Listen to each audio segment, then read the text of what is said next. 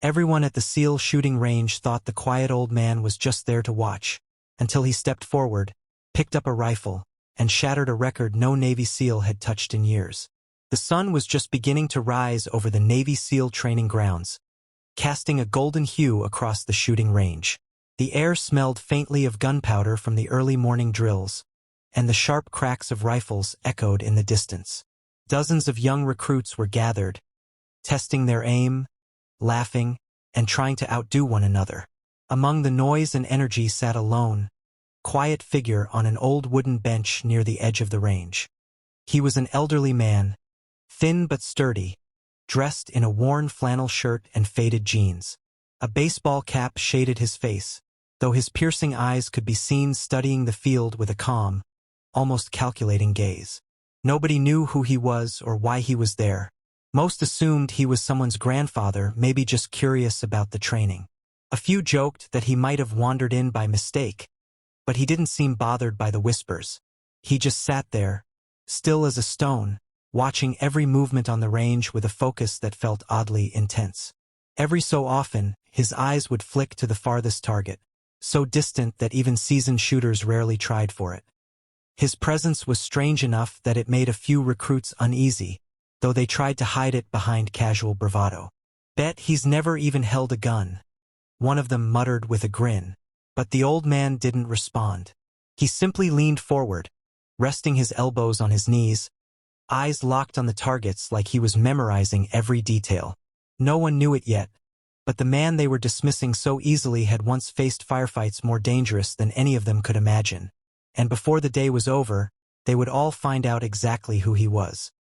The morning drills were coming to an end when one of the SEAL instructors, a tall and broad man named Chief Daniels, noticed the old man still sitting there. With a curious smirk, Daniels walked over and struck up a conversation. "You here to watch, old-timer, or you planning to shoot?" he asked, half-teasing. The old man looked up slowly, meeting Daniel's eyes without a hint of intimidation. "Just watching," he said quietly. "It's been a while." That answer only fueled the recruit's curiosity.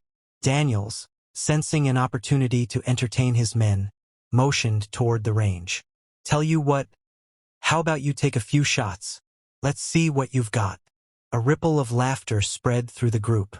The idea of this frail-looking stranger competing on a Navy SEAL shooting range was absurd to them. "Careful, Chief. We don't want him hurting himself," one recruit joked. The old man didn't laugh. Instead, he rose slowly to his feet, walking with a steady confidence that immediately silenced some of the chuckles. He picked up one of the training rifles, his hands moving over the weapon with a familiarity that made Daniels raise an eyebrow. Without saying a word, he checked the sight, adjusted the stock, and stepped to the firing line. Daniels, still grinning, decided to make things interesting. "All right, if you're really up for it, take the far target. That's 1,200 yards out. Most guys here can't even touch it." Gasps and murmurs spread among the recruits. That distance was no joke, even for trained marksmen. The old man simply nodded, taking a slow breath as he looked downrange. His body was still, his eyes locked on the distant speck of white. No one knew it yet, but in the next few seconds, every man on that range was about to witness something they'd never forget. The air seemed to grow heavier as the old man settled into his stance. Every recruit's eyes were fixed on him, some expecting a complete miss, others just curious to see if he could even hit the paper. He took a deep breath, exhaling slowly, the kind of controlled breathing only seasoned marksmen ever mastered. His finger rested gently on the trigger, not rushing, not hesitating. Then, crack! The rifle's report echoed across the range. A second of silence followed before a sharp ping rang out from the far target. The spotter lifted his binoculars, froze, and then let out a low whistle. "Dead center," he said in disbelief. The laughter from earlier had completely vanished. The recruits leaned forward, as if proximity would help them understand what they'd just seen. Chief Daniels narrowed his eyes, now more intrigued than amused. "Lucky shot," he muttered, though even he didn't sound convinced. The old man said nothing, simply chambered the next round with smooth, practiced movements. Another breath, Another shot. Ping. Again. The spotter confirmed. Dead center. Exact same hole. This time, the silence was different. It wasn't disbelief anymore. It was respect, though no one wanted to admit it out loud yet. A murmur swept through the group as the old man fired again, and again, each shot as precise as the last. By the fifth round, the once cocky recruits were watching with wide eyes, realizing they were in the presence of someone who didn't just know how to shoot. He had mastered it. Chief Daniels crossed his arms, the corners of his mouth twitching into a half-smile. Whoever this old man was, he wasn't here by accident. And deep down, Daniels had a feeling they were about to uncover a story none of them could have imagined. The tension at the range was thick now, every SEAL recruit standing straighter as if subconsciously acknowledging the quiet authority of the old man. Chief Daniels finally stepped forward, his voice carrying that mix of curiosity and challenge only seasoned military leaders could master. "All right, old-timer," he said with a faint smirk. "Dead center at 300 yards is impressive, for most people. Let's see what you can do at 800. A ripple of surprise ran through the recruits. 800 yards was a test even experienced snipers found grueling. Without a word, the old man nodded and followed Daniels to the long-distance lane. The target was barely visible, a tiny speck in the shimmering heat. One of the younger SEALs muttered, "No way he hits that." The old man lay prone, adjusted the bipod, and set his cheek against the stock with a calmness that seemed almost meditative.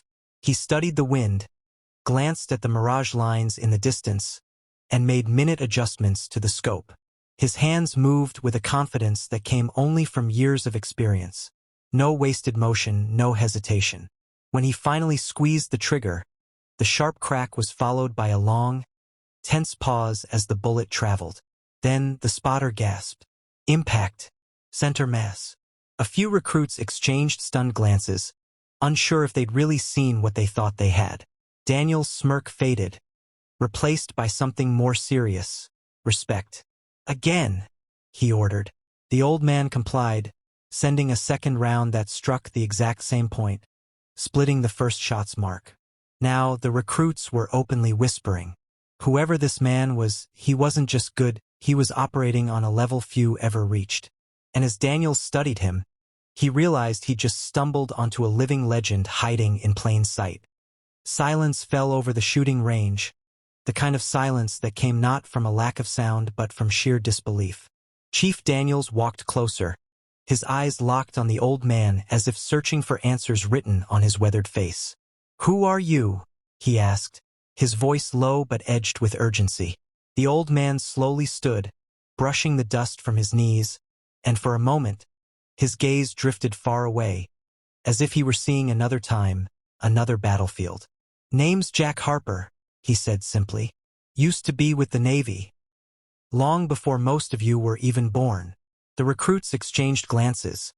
The name didn't ring a bell, but Daniel's eyes widened. He knew that name. Jack Harper, legendary sniper, credited with impossible shots during covert missions that were still classified. Officially, he'd retired decades ago, vanishing into civilian life.